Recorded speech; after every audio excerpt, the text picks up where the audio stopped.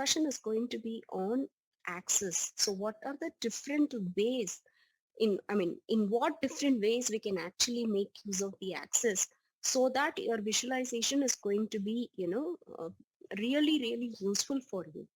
Okay, because most of the people who are working with visualization are not somebody who is trying to do certain things for themselves, but it will be something related to an organization, or it is something which is related to a business.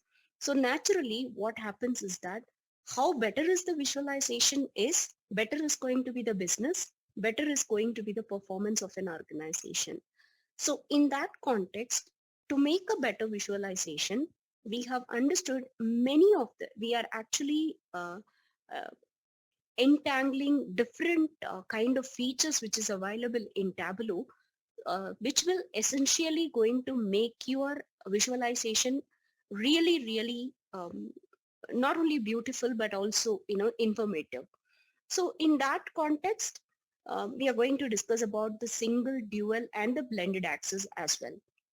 So taking this into consideration, the scenario is simple. Okay, so assume that you are into education business, and in the education business you are successfully running the school for, nearly maybe last 5 years your school is running successfully.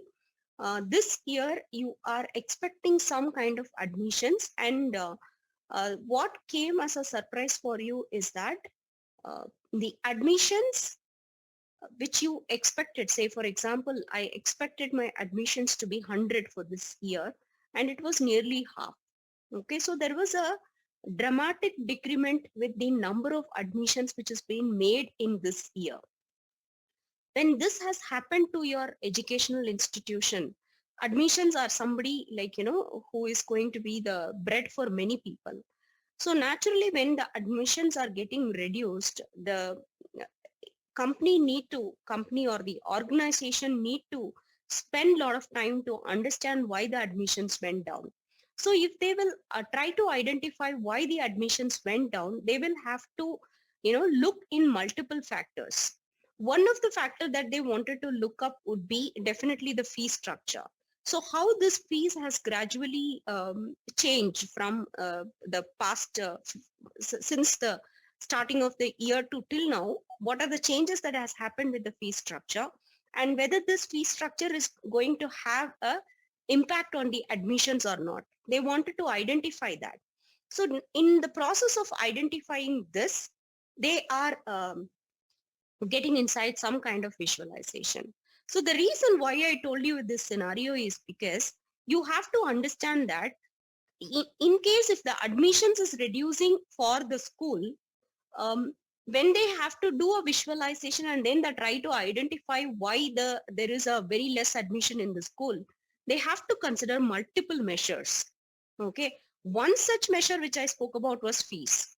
Okay, again in the fees itself, they should have to consider, uh, the previous fees, and then currently what fees is there. So two different axes they need to deal with. Okay, so in whenever you have a situation where you need to compare multiple measures in a single view.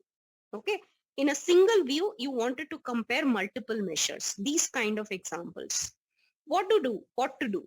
Okay, does Tableau help me to, come up with a single view with multiple measures? Okay, so this is what is the point of discussion today. And I'm going to show you the different ways that you can use it to get multiple measures in a single view. Okay, so as you know very well, clearly you know that, let us get inside our Tableau environment. So this is the situation, we have understood the situation. Now let's get inside our Tableau environment. As you could see, already we are having our superstore example in place, right? So now what is the point is that you need to understand first of all what is the meaning of an individual axis for each measure. Okay, simple. For individual axis, what I'm going to do is order date is already there, okay, in the columns. So let me put two things in my rows. One is my sales, which is very often we will use it, we were using it, and other one is probably we will keep the profit. Okay, two measures are there. One is my sales is my one measure, and profit is my one more measure. Okay, so these are the two measures which is there. And what I wanted to do is that, suppose in case if I will let me just remove this for now. Okay, if I have removed this, what you're getting here, you know so this is what is supposed to be the axis. Okay, so this is the axis for a single measure.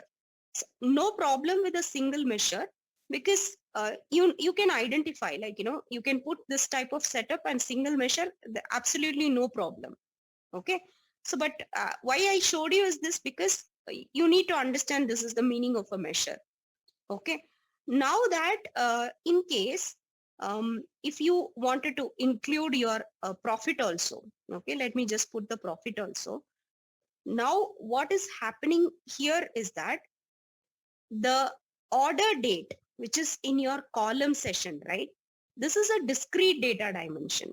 Okay, it's a data dimension, and it's a date dimension, and it is a discrete in nature.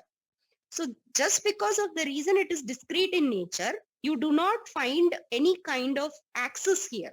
If you see here, you don't have an axis here. Rather, this is going to be, this is the axis and this is not an axis, just because it is a discrete dimension. Okay, so this will actually create a header. So the header it has created is an order date. Okay, so there is no axis. So we have put two measures here. One is sum of sales and sum of profit. For both of them, we have a separate measures. Okay, now what I wanted to know is that two measures, it is showing in two different scales. It is not looking visually appealing, and also it is not making any meaning for me. Okay, so what I wanted to do is that I just wanted to make these two axes. Okay, it needs to be blended. Okay, so these two measures needs to be blended, and then I have to see a single plane. Okay, I have to see a single visualization in a pane. Okay, that's what I wanted to do it. Okay, so for example, if you put on this measure values. Okay, and let me just remove these things. Okay, so these two things I'll remove it. Okay, so what you can see is that, instead of adding your rows and the columns, no, you can actually use measure values. See here, this is actually a blended measures which is there in a single row or column. Okay, so this way you could probably do that. Okay, measure values, you can use it. Okay, and here you can instead of here I can put my sales and my let me put this in marks card, sales, and then let me just put this profit also. And sales, let me just do the color coding here. Okay, so these things can be done. Okay, so blending measures uses the measure names actually, and also the measure value fields. Okay, so this is one way. This blending the axis is something which you can actually do it if you wanted to see everything in a single pane. Okay, like, we wanted to blend multiple measures. You can actually uh, if one more way I'll show you. Okay, let me just remove this. Okay, let's just keep sum of sales. Okay, and then let me just keep the profit on top of it. Okay, okay, so this way also, I mean, this is still, it is not showing as, let me just remove this. So you have a sum of sales, this is getting displayed like this. Okay, so yeah, so this is one more way you can actually do it. And probably let me just keep the measure values. Yeah, measure values, I'll keep it here. Okay, yeah, so this is the way we can do the blending. Okay, this is fine. Now one more way is there, which you can actually put two axes in a single pane. You can do it. What you can do is that there is something called as a dual axis. Okay, So let me just remove all of these things. Okay. Then what I have is, let me just put the profit, and also I'm just going to put the sales. Okay, two things are there. Okay. Now what I can do is that just I can, yeah, I can just click on,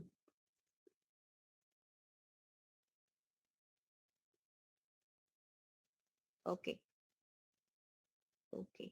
So I just can do a dual access basically. Okay. So what I can do is, let me just put the segment here. Okay. So where, yeah.